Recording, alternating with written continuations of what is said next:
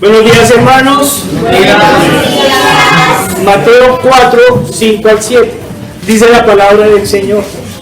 Entonces el diablo lo llevó a la santa ciudad y le puso sobre el pináculo del templo y le dijo: si eres el Hijo de Dios, échate abajo, porque escrito está: a sus ángeles mandaré acerca de ti, y en sus manos te sostendrán, para que no tropieces con tu pie en piedra. Jesús le dijo: escrito está también: no tentarás al Señor tu Dios. Amén. Señor Padre Santo, nuestro Dios todopoderoso y amado, ponemos esta palabra en tus manos, Señor. Guíanos, utilízanos, Señor, para llevar tu evangelio, Señor. Que sea tu palabra y solo tu palabra. Te lo pedimos en el poderoso nombre de nuestro Señor Jesucristo. Amén. Escrito está también. Entonces el diablo lo llevó a la santa ciudad y le puso sobre el pináculo del templo y le dijo: si eres el Hijo de Dios, échate abajo, porque escrito está: a sus ángeles mandará cerca de ti, y en sus manos te sostendrán, para que no tropieces con tu pie en piedra. Jesús le dijo: escrito está también: no tentarás al Señor tu Dios. Hermanos y amigos, definitivamente, si hay alguien que es obstinado y persistente en el mal, es Satanás. Por eso nos dice la lectura, que está claro, la escritura, que está como león rugiente mirando a quien devorar, y por lo cual debemos permanecer velando y orando para no entrar en tentación.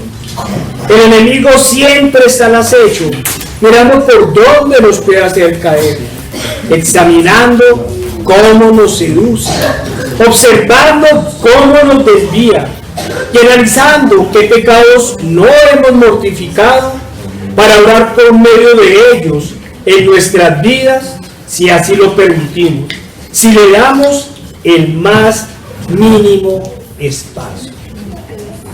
En su malvada y perversa guerra contra todo lo divino y contra todo lo santo, intentó una vez más hacer caer al Señor.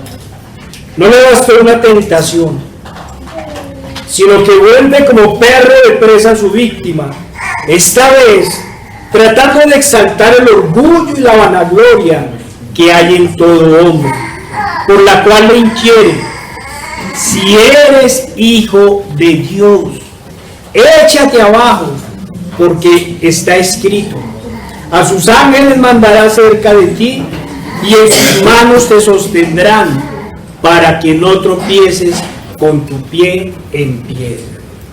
Recordemos una vez más que nuestro Señor Jesucristo es totalmente Dios, pero también totalmente hombre. Y como no lo pudo vencer en su divinidad, pretende ahora vencerlo en su humanidad. En la prédica anterior habíamos visto unas características que confirman la humanidad del Señor. Citemos a Kistemaker para ver otras. Podemos decir y se afirma que nuestro Señor expresó afecto. Vayamos a Mateo 19, 13 al 14.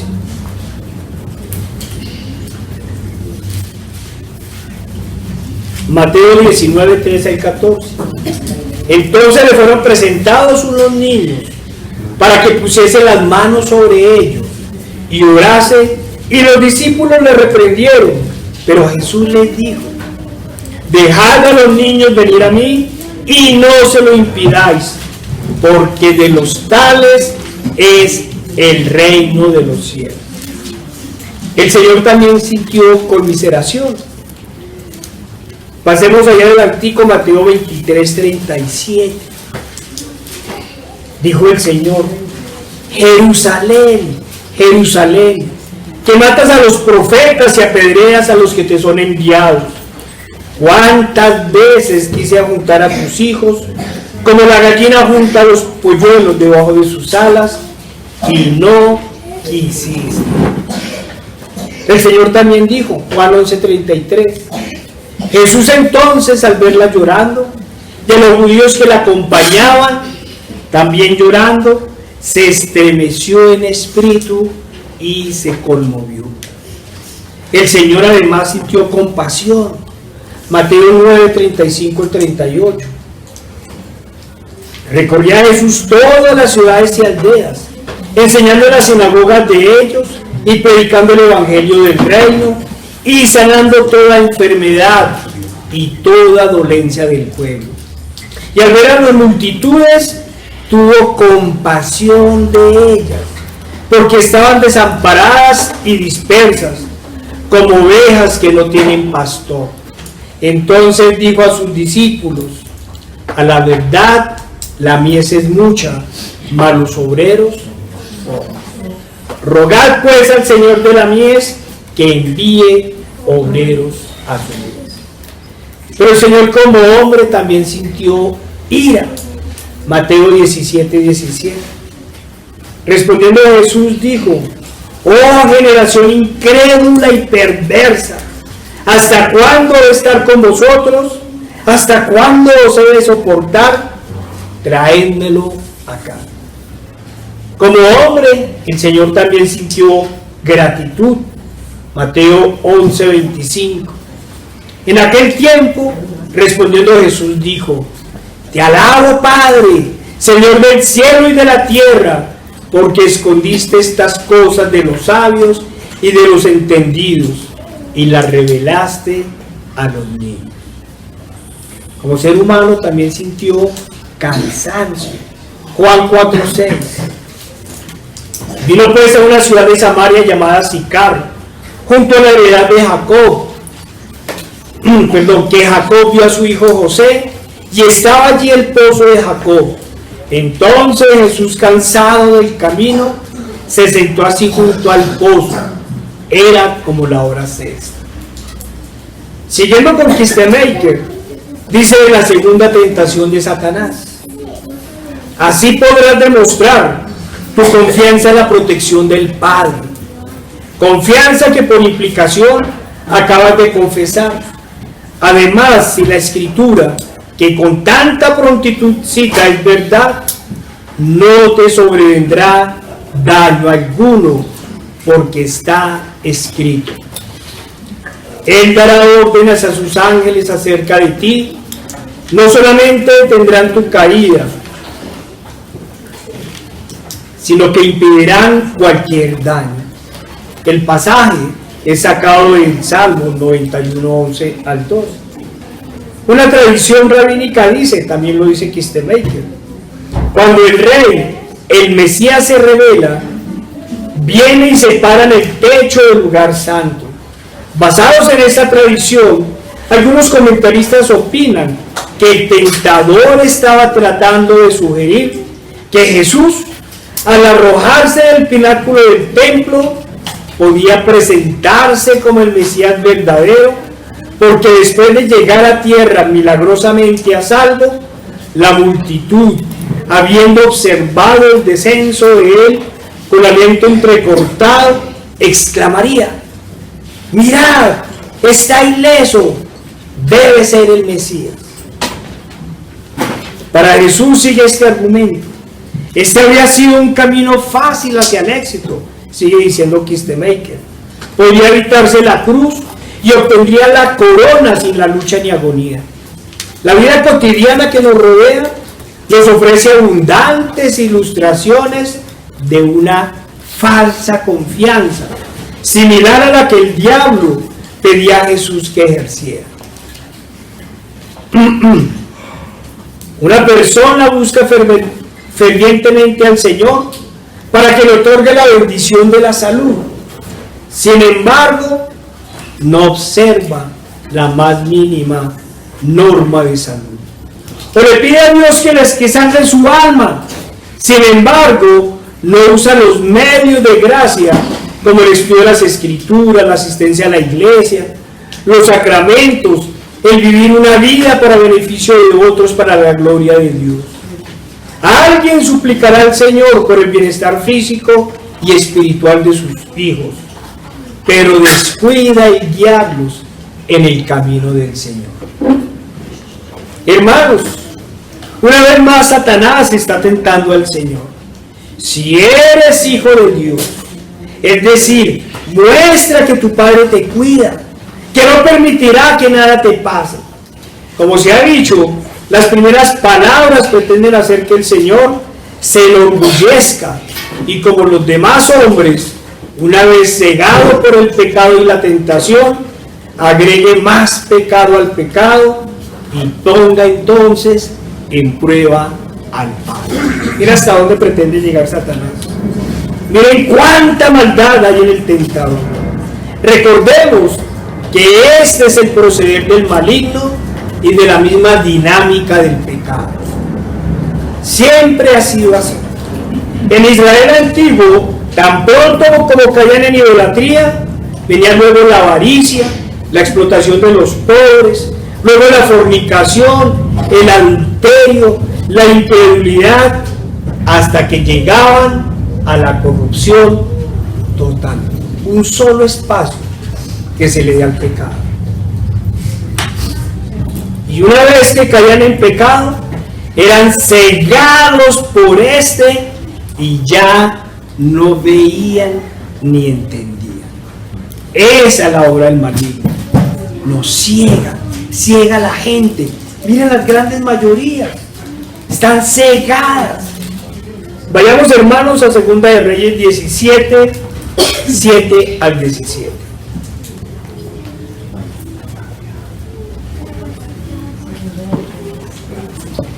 Nos dice la palabra del Señor: porque los hijos de Israel pecaron contra Jehová su Dios, que los sacó de la tierra de Egipto, de bajo la mano del faraón, rey de Egipto, y temieron a dioses ajenos, y anduvieron en los estatutos de las naciones que Jehová había lanzado delante de los hijos de Israel, y en los estatutos que hicieron los reyes de Israel. Y los hijos de Israel hicieron secretamente cosas no rectas contra Jehová su Dios, edificándose en lugares altos en todas sus ciudades. Mire, yo siempre digo lo mismo. Cuando yo leo esto, no puedo dejar de pensar en América Latina, en el catolicismo, ¿sí? Nos dice: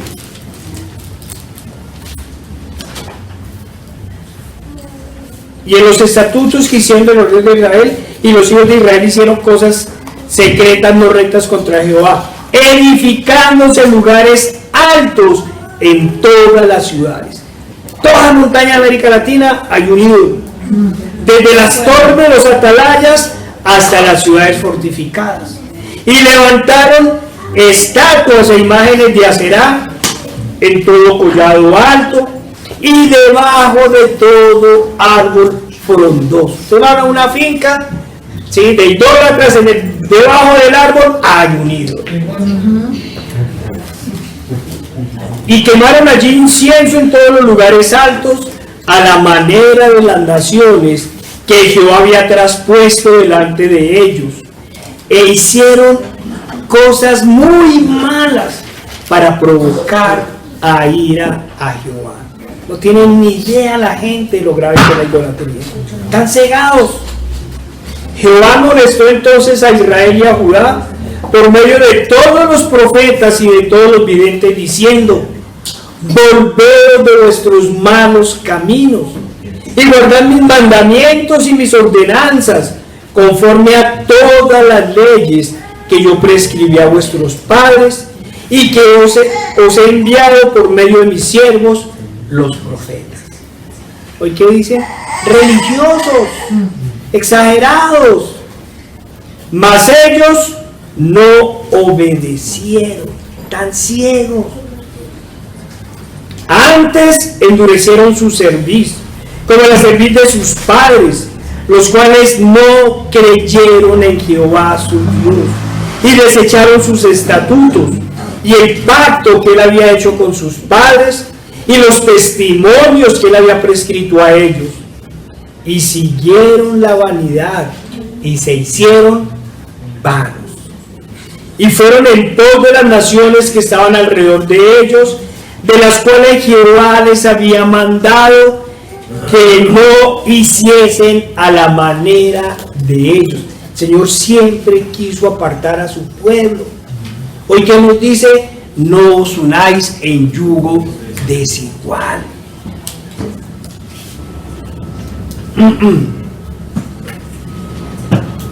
Dejaron todos los mandamientos de Jehová su Dios y se hicieron imágenes fundidas de 2 becerros y también imágenes de Aserá, y adoraron a todo el ejército de los cielos y sirvieron a Baal e hicieron pasar a sus hijos y a sus hijas por fuego, y se dieron a las adivinaciones y agüeros, y se entregaron a hacer lo malo ante los ojos de Jehová, provocándole a ira.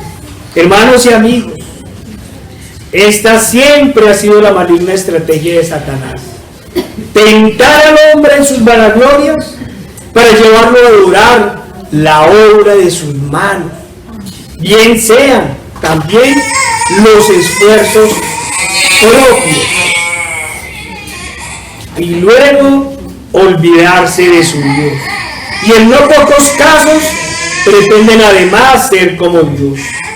Miremos hasta dónde llegó el pecado.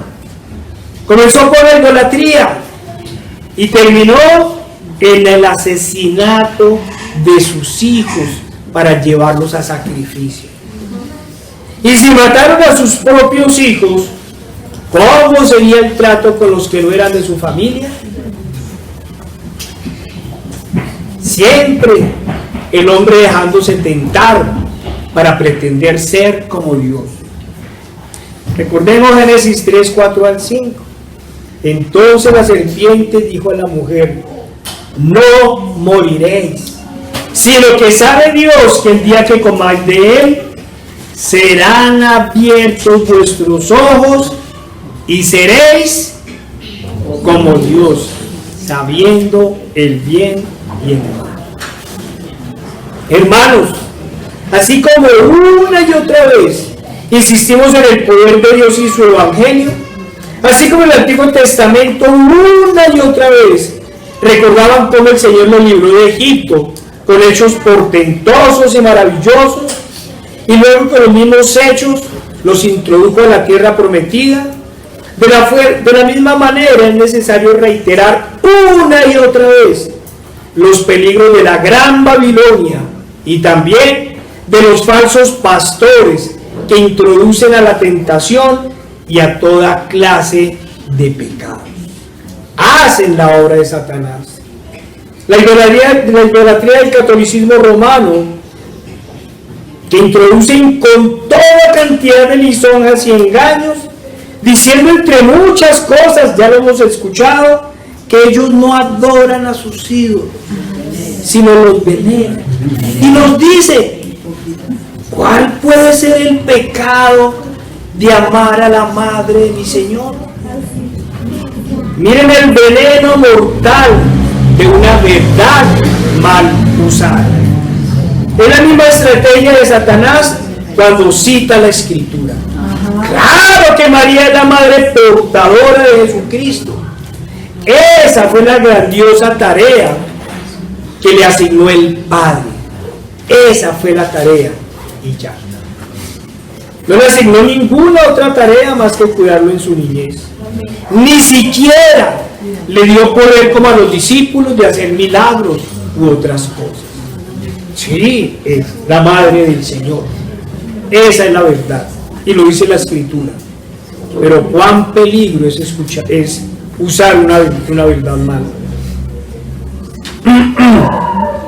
Los argumentos para idolatrarla no son más que estrategias de Satanás para apartar a los incautos e incrédulos del Señor, del único que los puede rescatar de la condenación eterna. Por eso el Señor respondió a Satanás: escrito está también. Usted cita la Escritura, sí, pero la cita a medias. Y por eso le digo, escrito está también: no tentarás al Señor tu Dios. Con la misma escritura el Señor corrige al enemigo. Es con la misma escritura que vemos que solo uno fue sin pecado concebido, que solo uno es el mediador entre el Padre y los hombres, que solo uno es el camino al Padre, que solo uno es el Salvador, que solo uno puede escuchar nuestras oraciones y solo uno puede librarnos de la condenación eterna. Es lo que hay que decirles. Escrito está también. Amigos, les hablo a ustedes, a los amigos, a quienes no ven el peligro de la idolatría, a quienes llamándose cristianos toleran las abominaciones, las ven como normales y como si fuera poco, llaman también a tolerar el engaño y la mentira con la falacia de seamos comprensivos, seamos tolerantes. ¿Qué nos dice el Señor? Vayamos a Apocalipsis 2, 20 al 23.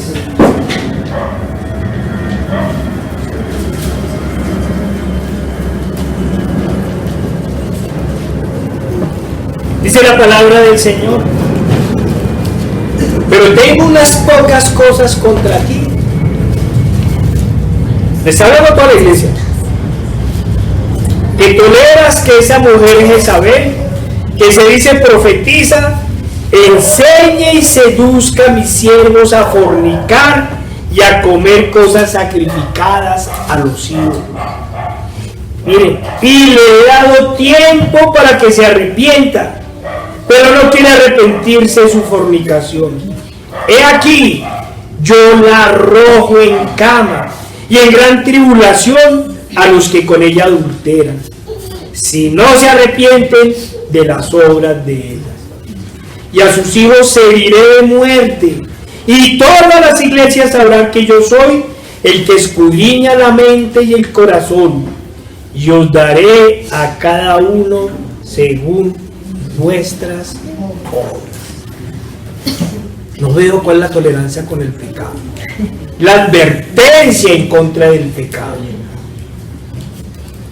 Claro que yo puedo sentir amor por María, por Pedro, por Pablo, como puedo sentir por amor por los mártires que dieron sus vidas por el Evangelio y cuya sangre sirvió de semilla para la sana doctrina en las épocas terribles de la Inquisición, para hablar del pasado, o del comunismo, el Islam y las religiones de Oriente, para hablar del presente, porque se nos olvida que en la India y en el norte de África todos los días hay asesinato de cristianos, pero como eso no altera el precio del petróleo, nadie dice nada. Claro que yo los puedo amar como debo amar a mis hermanos en Cristo y la obra que ellos hacen para el Evangelio. Claro, los puedo amar, pero el mismo Señor anunció: el que ama a padre o madre más que a mí, no es digno de mí. El que ama a hijo o hija más que a mí, no es digno de mí. El que tenga oídos para oír, que oiga. Y esto es precisamente lo que sucede con los católicos romanos, que aman más a la persona que Dios usó como instrumento para venir a la tierra como hombre, para darnos salvación, que al Dios que creó el instrumento y todo cuanto existe.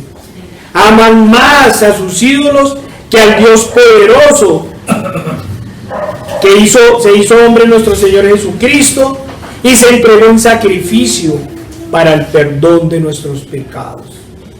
Claro que podemos amar a todos aquellos, y los debemos amar, que son instrumentos de la obra del Señor, pero no los podemos amar más que al Señor. Amén. Un falso pastor decía una verdad, ellos dicen mentiras con verdades.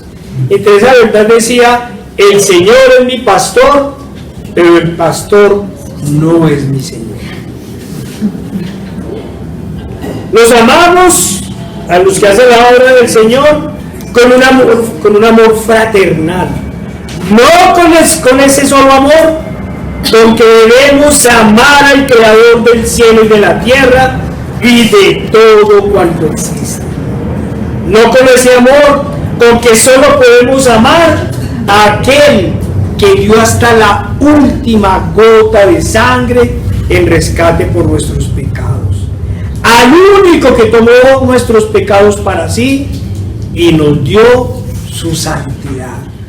Al único que nos rescató de la muerte del pecado y nos dio vida nueva para llevarnos luego con él a la Jerusalén en el día postrero. Para él solo hay un amor y está sobre todas las cosas. Solo a él lo debemos amar así. Como dice el libro de Romanos, ponen a la criatura sobre el Creador. ¿A quién elevan sus ruegos? ¿A quién elevan sus rezos? ¿A quién llevan en hombros? ¿A quién le levantan templos? ¿En quién tienen su fe? ¿No es en la obra de sus manos y al invento de su malvado corazón? ¿Qué nos dice la palabra del Señor? Levítico 26:1. No haréis para vosotros ídolos, ni escultura, ni os levantaréis estatua, ni pondréis en vuestra tierra piedra pintada para inclinaros a ella. Yo soy Jehová vuestro Dios. ¿Qué nos dice Oseas 4:6? Mi pueblo fue destruido porque le faltó conocimiento. Son cegados por el pecado. Por cuanto desechaste el conocimiento, yo te echaré del sacerdocio. Y porque olvidaste la ley de Dios, también yo me olvidaré de tus hijos. ¿Por qué tantas guerras? ¿Por qué tanta maldad? ¿Por qué tantas enfermedades? ¿Por qué tanto sol? ¿Por qué tanta lluvia? Los juicios de Dios. Así es. También yo me olvidaré de tus hijos. Sí, sabemos que ahorita hay cosas que manipulan, pero no podemos negar que hay juicios de Dios. Cuando juegan a ser Dios, Dios los inunda. Así estén en la mitad del desierto. Dice Oseas 4:11. Mire la palabra del Señor. Fornicación, vino y mosto quitan el juicio. Mi pueblo a su ídolo de madera pregunta y el leño responde, porque espíritu de fornicaciones lo hizo errar. Y dejaron a su Dios para fornicar. Sobre las cimas de los montes sacrificaron e incensaron sobre los collados, debajo de las encinas, álamos y olmos que tuviesen buena sombra. Por tanto, vuestras hijas fornicarán y adulterarán vuestras nueras. Sí, amigos, la idolatría es para el Señor fornicación, adulterio y prostitución espiritual. En pocas palabras, es abominación. Todos dicen creer en Dios, pero su corazón está puesto en sus ídolos. A ellos claman y en sus imágenes tienen puestas sus esperanzas. Las aman más que al Dios que los formó. Las aman más que aquel que murió en sacrificio para darles salvación. Dice la palabra del Señor, queriendo ser sabios, se volvieron necios y cambiaron la verdad de Dios por la mentira, honrando y dando culto a las criaturas antes que al Creador, el cual es por los siglos de los siglos. Amén. ¿Y qué podemos decir de los que tentados por Satanás quieren ser como Dios, o por lo menos darle órdenes a Dios? y terminan declarando, decretando y estableciendo sin siquiera saber qué será el día de mañana. ¿Y qué podemos decir de la falsa ciencia? Que pretende negar al Dios creador del cielo y de la tierra. ¿No sale esto de la vanidad del hombre? ¿No es esto el producto de la tentación de Satanás? Entonces el diablo lo llevó a la santa ciudad y le puso sobre el pináculo del templo y le dijo: si eres hijo de Dios, échate abajo. Échate abajo al pináculo desde el pináculo del templo, dice John Hill, porque siendo hijo de Dios, ningún mal te vendrá. Estarás en la mayor seguridad, y esto será enseguida una demostración completa a todo el pueblo de que tú eres el Hijo de Dios. Coincide con Kistemaker en esto, porque Satanás lo trajo acá esperando haber sacado ventaja de él públicamente. De otro modo, si su intención hubiera sido solo haberle hecho arrojarse desde cualquier lugar de eminencia y así o que se destruyera a sí mismo, podría haberlo puesto en cualquier otro precipicio, pero él prefirió que se hiciera a la vista del pueblo, cuando es la mayor vanidad, a la vista de todos, y en la ciudad santa y en el lugar santo. Obsérvese que Satanás no se ofreció a derribarlo a él mismo, porque esto no estaba en su poder ni en su permiso, que solo alcanzaba a tentar, y además no habría respondido a su fin, porque ese habría sido su propio pecado y no el pecado de Cristo. Por consiguiente, podemos observar que cuando busca la vida de los hombres, no intenta destruirlos él mismo, sino que siempre los pone a ellos a hacer. Si tomamos los comentarios de Hills y de Kistemaker, podemos decir muchas cosas de la tentación de Satanás, pues él y sus seguidores siempre buscan lo fácil y lo pecaminoso. Lo fácil y lo pecaminoso. Cuando yo pienso en esto, voy a acordarme del peregrino, cuando el que se escabullía de todos los lugares y se colaba y saltaba la cerca, ¿cierto? Llega a la puerta del cielo y golpeó. ¿Y qué sucedió? El ángel lo amarró y se abrió el suelo en la puerta del cielo. Algunos quieren llegar al cielo haciendo trampa, burlándose de Dios, haciéndose pasar por lo que no son.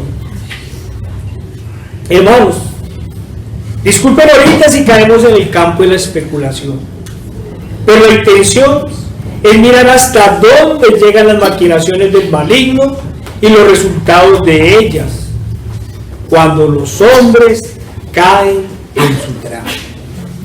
Si el Señor hubiese caído en ellas, y como dicen los intérpretes bíblicos, se hubiese lanzado y los ángeles hubieran venido en su ayuda, todo el pueblo había creído que Jesús era el Mesías. Pero los judíos siempre buscaban señales, claro, las que para ellos eran más evidentes. Pues el Señor hizo más que grandes obras. Sanó enfermos, expulsó demonios, resucitó muertos, tuvo la mayor sabiduría con poder, dio su vida y la volvió a tomar. Pero ellos no lo vieron. A ellos, como algunos de hoy, les gustaba el espectáculo, el que alguien se arrojara desde el pináculo de la torre y llegaran los ángeles a recibirlo. En el evento en que estamos hablando, si eso hubiera sucedido, el Señor hubiera sido coronado de una vez rey, y como rey no hubiera sido entregado en manos de los romanos. Como rey no hubiera sido perseguido. Como rey no hubiera sido muerto, y menos aún en un sacrificio en la cruz. Y sin el sacrificio del Cordero perfecto, es decir, como dice la Escritura, sin derramamiento de sangre no hay perdón de pecado, y sin muerte no hubiera habido resurrección. ¿Entendemos lo que estamos diciendo? Hermanos, como digo, el objetivo no es entrar en el campo de la especulación, pues todo está escrito, y nuestro Señor vino a cumplir la Escritura y a salvarnos. Él mismo, en medio de sus angustias, como hombre y venciendo las angustias, dijo: para esto he venido. Lo que queremos mostrar es que el más mínimo espacio que cedamos al pecado y a la tentación, y todo está perdido. Si el Señor hubiera caído en la tentación, no hubiera habido sacrificio, no hubiera habido espacio para la salvación. Por eso debemos estar siempre alerta y de la mano del único que venció al maligno, a la tentación y al pecado. El único que luego de 40 días y 40 noches de ayuno y en medio de la debilidad dijo con toda firmeza y autoridad: escrito está también, no tentarás al Señor tu Dios. Recordemos que el enemigo había citado la Biblia. Voy a hacer un paréntesis, hermanos.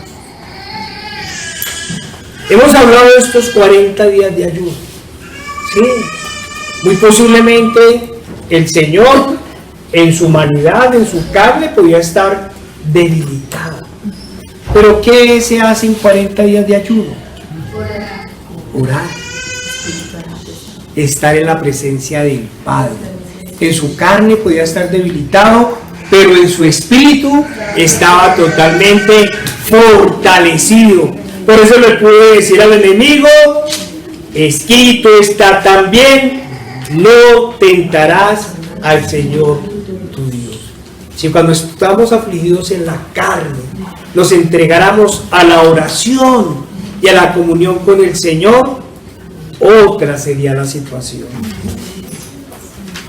Hermanos, es el triunfo sobre el maligno, la tentación y el pecado que hacen de nuestro Señor como hombre el único mediador entre Dios y los hombres.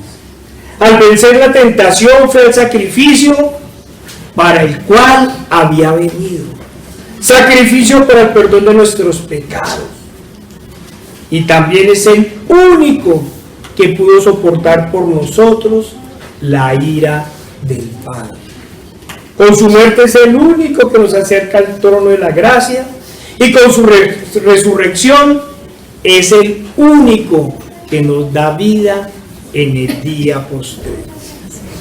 El engañador pensó que citando la Escritura iba a confundir al autor de la vida, como hoy lo hacen los falsos maestros con los incautos, con los falsos creyentes que no escudriñan la palabra de Dios. Amigo, recuerda lo que dijo el Señor: no todo el que me dice Señor, Señor, entrará en el reino de los cielos, sino el que hace la voluntad de mi Padre que está en los cielos. Amigo, no se confíe porque alguien le cita la Escritura, la palabra de Dios. Confíe más bien en Dios y sígalo a Él y solo a Él. Recuerde que Satanás también cita la palabra, pero no la cumple, no la ama, sino que la aborrece. No se dice, usted cada vez cuando lee la Biblia, uy, no, yo soy cristiano, pero no, es que me dice que si la leo me vuelvo loco. ¿Sí? Son las excusas de Satanás. Es necesario preguntar a quienes conocen la palabra de Dios. Esta es una iglesia donde uno sabe que todos conocen la palabra de Dios. También les pregunto a la iglesia, ¿conocen la palabra de Dios? ¿La obedecen? ¿La aman? Hermano, ¿eres hacedor de la palabra de Dios o tan solo oidor? Hermano, ¿amas la palabra de Dios? ¿Es un deleite la palabra de Dios para ti? ¿O es una carga? Pensemos. Hermano, ¿ama las cosas de Dios? Como dijimos anteriormente, las cosas de Dios son un deleite para usted. ¿Es un deleite venir aquí? ¿Es un deleite estar en los estudios? ¿O es una carga? ¿Viene por amor al Señor? ¿Viene a buscar al Señor? ¿A encontrarse con sus amigos en comunión para ir al Señor? ¿O viene porque hay que venir? ¿O viene porque viene el esposo o la esposa? ¿O porque los niños comienzan a insistir? Sí, la otra vez alguien decía, no, ¿cómo se les ocurre llevar a los niños a la iglesia, a los grandes? Y no, pues yo no sé qué iglesia será usted, pero si aquí hay alguien que le gusta venir a la iglesia, son a los niños. Amén. Y entonces yo les pregunto, ¿y los papás vienen por amor al Señor o acompañar a los niños? No nos engañemos. Si las cosas del Señor no son un deleite, si no son una carga, yo les dejo la inquietud. Quiere decir que no amamos al Señor, que tan solo tenemos miedo a la condenación, pero no amamos al Señor de corazón. En varios momentos hemos hablado de la fe de los demonios para mostrar en los terribles juicios en que se encuentran quienes no creen y quienes dicen que creen, no tiemblan ante su palabra ni ante su presencia. ¿Qué podemos decir de quienes se dicen creyentes pero no conocen la palabra de Dios ni la aman? Esto si tenemos en cuenta que Satanás la recita de memoria. Si el enemigo la recita de memoria, ¿dónde queda el supuesto creyente que no la conoce? ¿Cómo hacemos para comprender el significado de escrito está también? Si no conocemos, ni comprendemos, ni amamos lo que está escrito. Amigo, es fundamental el conocimiento total de la palabra del Señor para poder hacer frente a los dardos del enemigo. El enemigo siempre tergiversa la palabra del Señor para desviar y confundir. Y si no conocemos la palabra de Dios y si no la amamos, caeremos bajo las garras del maligno. Vayan a las iglesias de falsa doctrina. Ahorita la iglesia católica se está especializando en unos curas que salen por internet, ¿cierto? Y unos debates, ¿sí? Escúchenlos. Lástima que esa cosa es una payasada. Y si uno iría, malinterpreta, le da la vuelta, dice el versículo como no es. Eso hace Satanás. Por eso el Señor fue claro. Un poco de levadura leuda toda la masa. Una cosa, por pequeña que sea, que se quite o se agregue a la palabra de Dios, no es más que una gran brecha que se abre en el muro en favor del enemigo. Una pequeña brecha que se haga y se hace el hueco más gigante. Pero la palabra del Señor también debe ser dada con toda autoridad. La autoridad que da el Señor a quienes lo aman de todo corazón y quieren ser hacedores de su palabra. Aquellos que muestran frutos de total arrepentimiento. Aquellos que buscan ser imitadores de Cristo y viven para su obra. ¿Vivimos para Cristo? Pues estamos mirando el reloj. ¿Vivimos para Cristo? ¿Nuestra vida está dedicada a Él? O como decía alguien, Cristo es el postrecito, la cosita que le pone al postre. Y pensemos, hermanos, pensemos. Hermanos, voy a volver a repetir la última parte. Ese poder nos lo da Cristo y lo da aquellos que muestran frutos de total arrepentimiento. Aquellos que buscan ser imitadores de Cristo y viven para su obra. Aquellos que en verdad lo aman sobre todas las cosas. Y todo lo de Dios es un deleite. Así que si vienes tan solo porque hay que venir, debes revisar tu corazón. El Señor con toda autoridad dijo a Satanás: escrito está también, no tentarás al Señor tu Dios. Satanás ya se había enfrentado al Dios Padre, creador del cielo y de la tierra, y había padecido su poder absoluto. Por eso había sido expulsado del cielo. Satanás sabe que nadie puede tentar al Creador y salir bien librado. Podemos hacer una pregunta. Volvamos a caer en la especulación. ¿Por qué el Señor permite que Satanás lo tiente? Así como cuando le preguntan a uno, ¿y por qué Dios permite esto? ¿Y por qué Dios permite lo otro? ¿Sí? ¿Y este ciego qué hizo sus padres? No, él no hizo nada. Él está así para la gloria de Dios. Y el Señor lo sabe.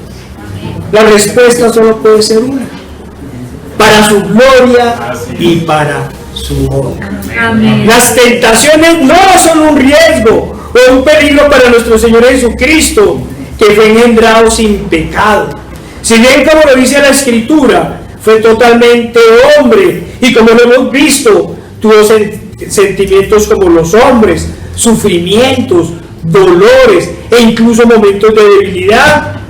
Su naturaleza divina no le permite pecar.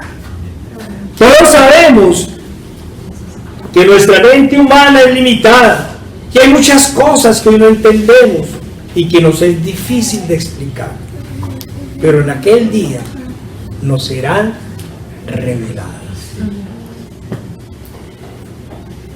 Quien siendo en forma de Dios se hizo hombre y soportó las humillaciones, el suplicio de los hombres y la ira del Padre, no iba a resistir a las tentaciones del enemigo. Pensémoslo, hermanos. Por eso solo puede haber, y toca repetirlo. Yo también quiero que entiendan, hermanos, que muchas de estas cosas que repetimos aquí son para los amigos, para los que a veces se encuentran el video en la red, porque uno espera que los hermanos lo tengan claro. Por eso solo puede haber un mediador entre el Padre y los hombres: Jesucristo, hombre. Solo la muerte del Cordero perfecto podía satisfacer la ira del Padre. Solo la sangre del Cordero perfecto nos puede limpiar de todas nuestras inmundicias. Y solo la resurrección del Hijo de Dios nos puede dar vida eterna. Hermanos, y cuando vienen las tentaciones, porque vienen, cuando vienen esos momentos de debilidad humana, cuando vienen los problemas, las dificultades, las enfermedades, esos momentos en que usted disminuye la oración y aparece el tentador, ¿se ha cogido de la mano del Señor para soportar la prueba? ¿O hemos caído? Pensemos. Sí, amigos y hermanos, Sabemos bien que Satanás está como león rugiente, mirando a quién devorar. Sabemos que en nuestros casos las tentaciones vienen cuando nos apartamos del Señor, eso lo debemos tener claro. Y cuando disminuimos en la oración. Cuando nos dejamos afligir por la prueba y damos espacio a la duda. Cuando damos espacio, como dice un hermano acá, a los susurros del enemigo. Cuando dejamos de someternos al Señor y no resistimos al diablo. Pero también es necesario insistir en esto. Cuando las cosas del Señor se vuelven una carga y no un deleite. Entonces, ¿qué es lo fácil? Estoy afligido, triste, enfermo, menesteroso. ¿Qué hago? No voy. Lo de Satanás, lo fácil, no voy. ¿Y qué hago? Le doy espacio a la duda, a la tentación y al pecado. Hermanos, ¿qué dice la Escritura que debemos hacer cuando viene precisamente la angustia, la enfermedad, la prueba, la persecución? En fin, cuando viene la tribulación, ¿qué debemos hacer? Sabemos la respuesta. Orar más, ayunar, aumentar nuestra comunión con Dios, asistir a la iglesia, venir a pedir la oración de todos, venir a pedir la intercesión de todos. Es cuando más debemos buscar al Señor. Cuando viene la dificultad, es cuando más nos debemos entregar a Él, y entonces Él en su misericordia nos dará la salida. Así es. No son nuestras fuerzas, ni nuestras destrezas, ni nuestras habilidades, ni mucho menos nuestros conocimientos. Es la misericordia del Señor la que nos puede, la única que nos puede librar en todo momento. Amén. Hermano, amigo, si usted está en la prueba, sea la que sea, y en lugar de orar, como hemos dicho, se echa la pena, da espacio a la angustia, a la tristeza, a la desesperación, y con todas ellas a la duda, no espere nada diferente a la tentación del enemigo, y tampoco espere nada diferente a enfermedades y pecados. ¿Qué genera la angustia? ¿Qué genera la angustia? ¿No se enferma la gente? Y fuera de eso, peca contra el Señor, porque viene la duda y viene la desesperación. Hermanos, cuando le da espacio a la tentación del enemigo, no espere soluciones, espere más dificultades.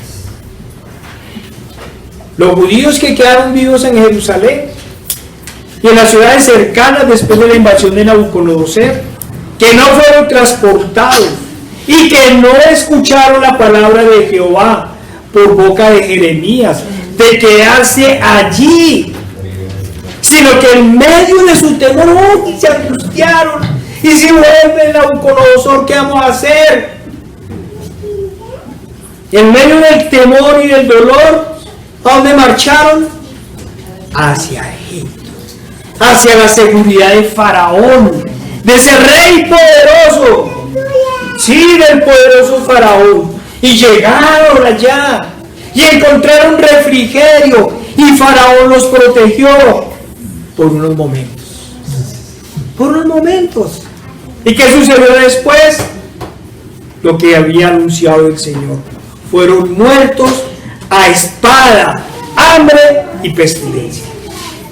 Lo que habían sufrido en Israel, lo que habían quedado vivos, habían sobrevivido, lo sufrieron en la seguridad de su pecado y de la tentación de Satanás. Muy posiblemente usted, agobiado por las circunstancias, se deje vencer por la tentación de Satanás, por sus consejos, y en un primer momento como a los israelitas allá en Egipto, le vaya bien terrenalmente hablando, pero irá a muerte espiritual, y luego las dificultades terrenales se harán insalvables, se agravarán aún más con un terrible problema que estará solo y sin una solución posible. ¿No me creen? Pregúntele a todos los que huyeron del narcotráfico para salvarse de la pobreza. Vayan a todos esos campesinos que, cansados de que perdían una cosecha, de que una cosecha ganaban y la otra perdían, se dejaron seducir por Satanás y sembraron coca. No vamos a decir que la mata maldita, porque la mata no es maldita. Malditos son los que la siembran para convertirla en cocaína. ¿Sí? ¿Qué les pasó? ¿Cuántos sueños, cuántos planes? Sí, lean, investiguen. Y hacían planes y nos van a pagar tanto, y vamos a hacer esto, y vamos a dejar de ser pobres. Y después vino la guerra. Los desplazaron, los asesinaron. Sí, vinieron los descuartizamientos. Toda esa terrible historia de Colombia. Se apartaron de Dios y buscaron el camino fácil. Hermanos, ¿cuántas veces los israelitas fueron vencidos y humillados en los momentos en que tenían el ejército más grande y poderoso que sus enemigos? ¿Cuántas veces fueron destruidos cuando confiaron en las obras de sus manos, ya sean en sus ídolos, en sus armas y en sus fuertes muros? 3 años duró la invasión de Nabucodonosor. 3 años de sitio. ¿Sí? Creían que nunca iba a entrar. Confiaron en sus obras, pero no confiaron en Dios. Y fueron destruidos, arrasados y esparcidos.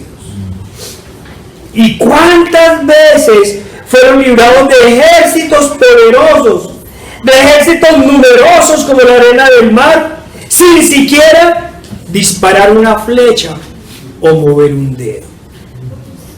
¿Cuál fue la defensa que tuvieron los israelitas, o lo que ellos hicieron en sus esfuerzos frente al poderoso ejército de Faraón en el Mar Rojo?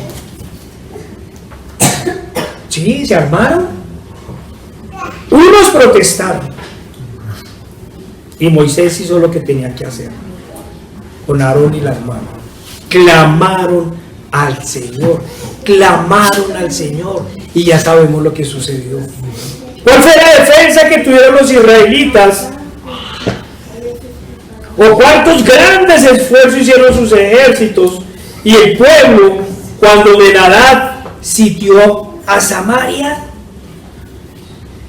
¿Se acuerda que estaba el profeta y salió con Giesi, me parece que se llamaba? Y el siervo le dijo: mire, estamos rodeados, ¿qué vamos a hacer? Y el Señor le dio el poder de darle la vista espiritual a Giesi. Y cuando vio un ejército poderoso, un ejército celestial, y el profeta le dijo: más son los que están con nosotros que los que están contra nosotros. Y sabemos la historia: no dispararon una sola flecha, no movieron un solo dedo, solo clamaron al Señor. ¿Cuál fue la defensa de las ciudades de Judá cuando Sennacherib la sitió con ejércitos tan numerosos como la arena del mar? La respuesta una y otra vez es la misma: el pueblo y sus gobernantes no hicieron y no podían hacer nada diferente a clamar a Jehová de los ejércitos, a orar al único Dios verdadero, quien los libró de sus enemigos, aquel quien con portentosas maravillas venció ejércitos incontables. O venía el ángel exterminador y lo fulminaba, o les mandaba un espíritu de confusión y el enemigo se mataban unos a otros. Hermanos y amigos, no demos espacio al enemigo.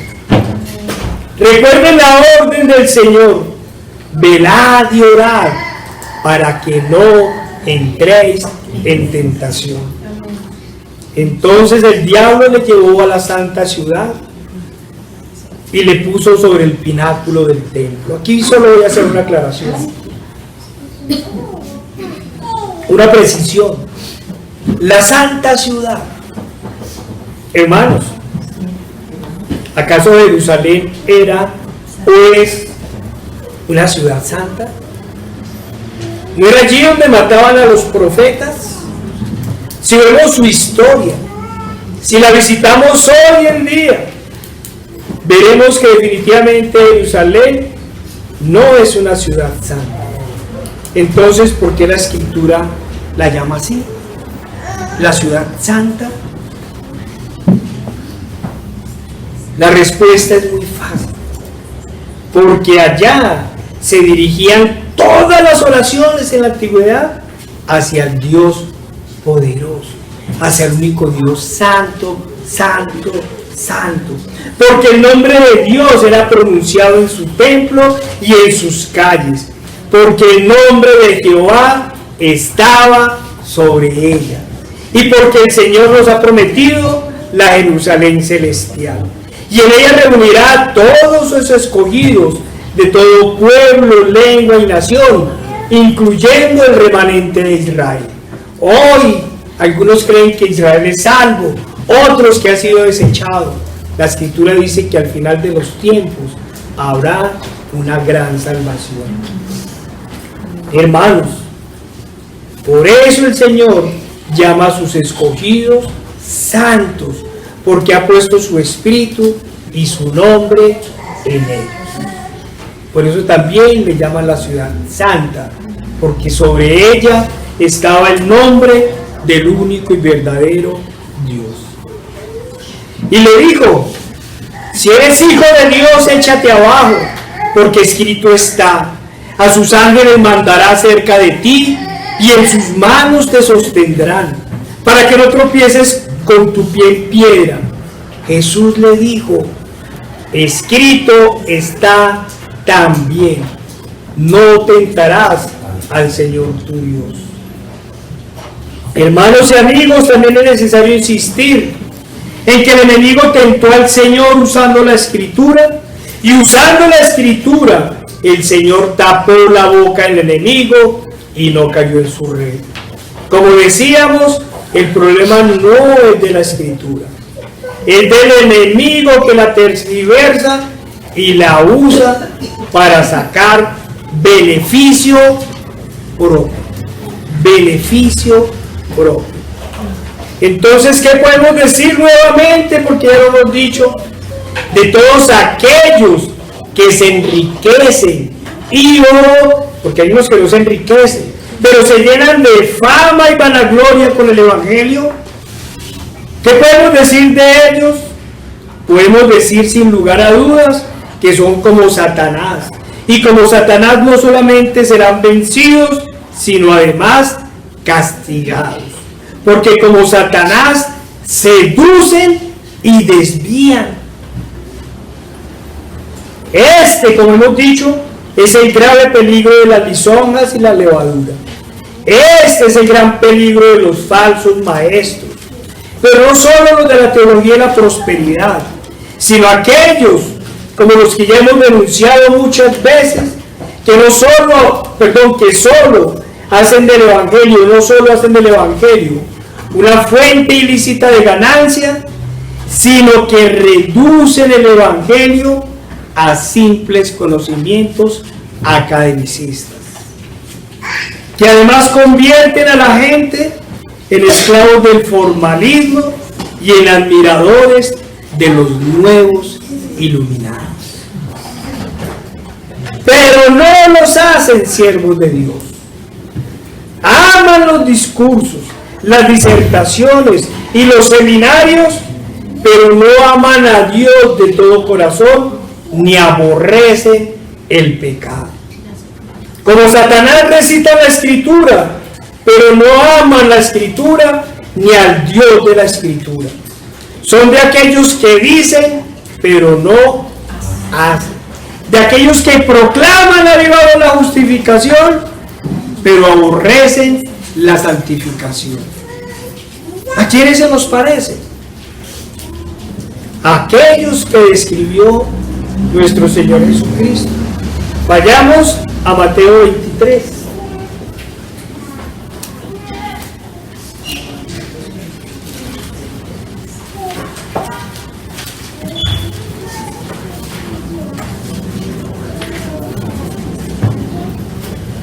Entonces habló Jesús a la gente y a sus discípulos diciendo: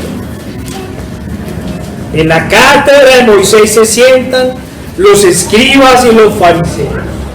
Así que todo lo que os digan que guardéis, guardadlo y hacedlo. Miren, los fariseos por lo menos eran fieles en eso a la Escritura. Por lo menos decían lo que decía la Escritura. Por eso el Señor les dice: todo lo que os digan que hagáis, hacedlo.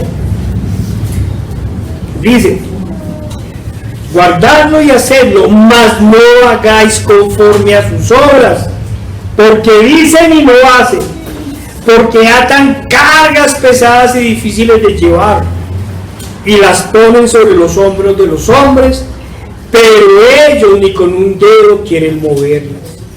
Antes hacen todas sus obras para ser vistos por los hombres, pues ensanchan sus filacterias y entienden los flecos de sus mantos, y llaman los primeros asientos en las cenas y las primeras sillas en las sinagogas, y las salutaciones en las plazas, y que los hombres los llamen rabí, rabí, pastor, pastor.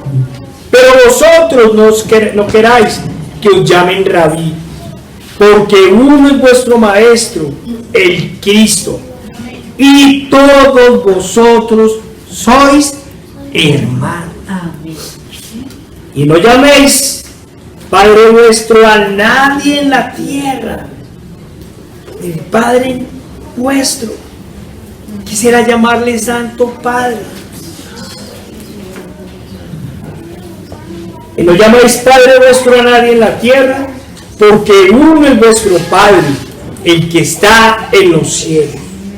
Ni seáis llamados maestros, porque uno es vuestro Maestro, el Cristo. El que es el mayor de vosotros, sea vuestro siervo, porque el que se enaltece será humillado, y el que se humilla será enaltecido. Mas ay de vosotros, escribas y fariseos hipócritas, miren, porque cerráis el reino de los cielos delante de los hombres, pues ni entráis vosotros, ni dejáis entrar a los que están entrando. Esto hacen los falsos maestros y las falsas iglesias como la romana. Hermanos, ¿qué debemos hacer entonces? Debemos escuchar y escudriñar la palabra de Dios y acogernos a sus promesas y mandamientos. Eso es lo que debemos hacer. Hermanos, ¿qué porción de la Escritura había citado Satanás en su tentación? Porque había citado parte de la Escritura. Entre otras había citado la siguiente. Vayamos a Proverbios 2, 6 al 8.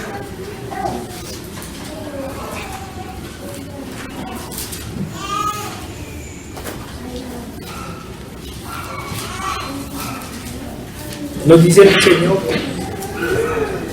porque Jehová da la sabiduría, y de su boca viene el conocimiento y la inteligencia. Él provee de sana sabiduría a los rectos, el escudo a los que caminan rectamente. Es el que guarda las veredas del juicio y preserva el camino de los santos. También hacía referencia a Proverbios 2:20 y 21. Así andarás por el camino de los buenos y seguirás las veredas de los justos, porque los rectos habitarán la tierra y los perfectos permanecerán en ella.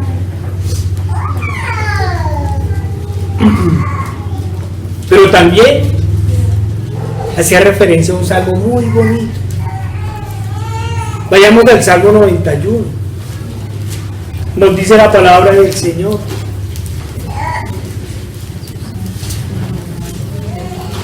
Él solo citaba un pedacito. Por eso el Señor le decía, sí, pero también está escrito. También está escrito. El que habita, miren las promesas del Señor. Por eso hablamos de las tribulaciones. Cuando estemos en esas dificultades, no nos dejemos tentar. Vayamos a las promesas del Señor. El que habita el abrigo del Altísimo morará bajo la sombra del Omnipotente. Diré yo a Jehová, esperanza mía y castillo mío, mi Dios en quien confiaré. Él te librará del lazo del cazador, de la peste destructora. Con sus plumas te cubrirá y debajo de sus alas estarás seguro. Escudo y adarga es su verdad. No temerás al terror nocturno, ni saeta que vuele de día, ni pestilencia que ande en la oscuridad, ni mortandad que en medio del día destruya. Caerán a tu lado 1000 y 10.000 a tu diestra, mas a ti no llegará. Ciertamente con tus ojos mirarás y verás la recompensa de los impíos, porque has puesto a Jehová, que es mi esperanza, al Altísimo por tu habitación. No te sobrevendrá mal, ni plaga tocará tu morada. Mire, pues a sus ángeles mandará cerca de ti, que te guarden en todos tus caminos. En las manos te llevarán, para que tu pie no tropiece en piedra. Sobre el león y el áspid pisarás, hollarás al cachorro del león y al dragón. Por cuanto en mí ha puesto su amor, yo también lo libraré. Lo pondré en lo alto, por cuanto ha conocido mi nombre. Me invocará y yo le responderé. Ayer leía cuando el Señor le dice, sí, pues, órenle a sus ídolos, díganle a ellos que les ayude, que los libre del enemigo. En cambio el Señor es fiel. Amén. Fiel. Me invocará y yo le responderé. Con él estaré yo en la angustia. Lo libraré y le glorificaré. Lo saciaré de larga vida y le mostraré mi salvación.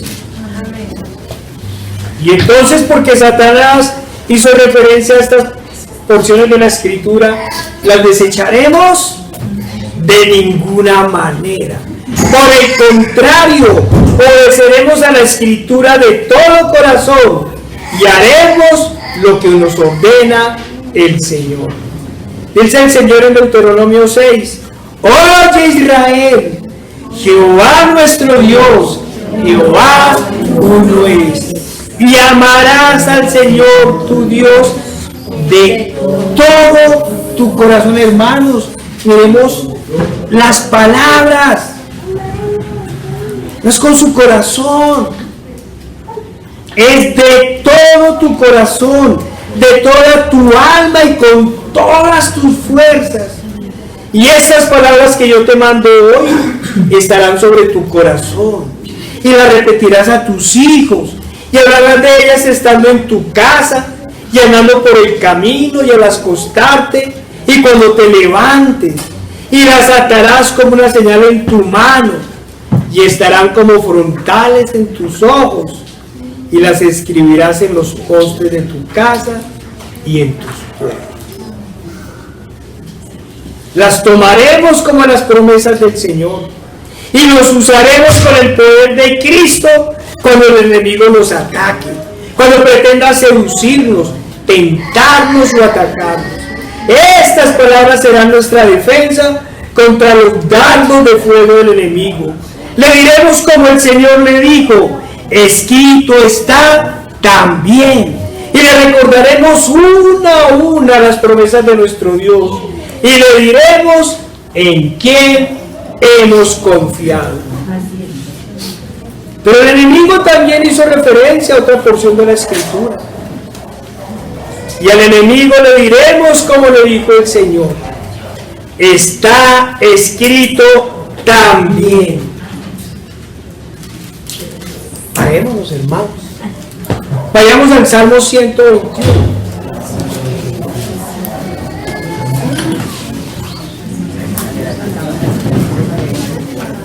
Salmo 121. Hermanos, ¿lo leemos en coro o lo cantamos? Esto es lo que nos toca decirle al enemigo. Escrito está también. 1, 2 y 3. Alzaré mis ojos a los montes, ¿de dónde vendrá mi socorro? Mi socorro viene del Señor, que hizo los cielos y la tierra. No dará sus grandes baladeros, ni se dormirá el que te guarda. He aquí no se adormecerá el que guarda a Israel. El Señor es tu guardador, el Señor es tu sombra, tu diestra. El sol no te fatigará de día ni la luna de noche. El Señor te guardará de todo mal, Él guardará tu alma. El Señor guardará tu salida y tu entrada, desde ahora y para siempre. Desde ahora y para siempre. Señor Padre Santo, nuestro Dios Todopoderoso y amado, te damos gracias por tu palabra, Señor, y te pedimos, Señor, ayúdanos a guardarla en nuestra mente y en nuestro corazón, para decirle al enemigo: escrito está también. Nos ponemos en tus manos, Señor, en el poderoso nombre de nuestro Señor Jesucristo. Amén y amén.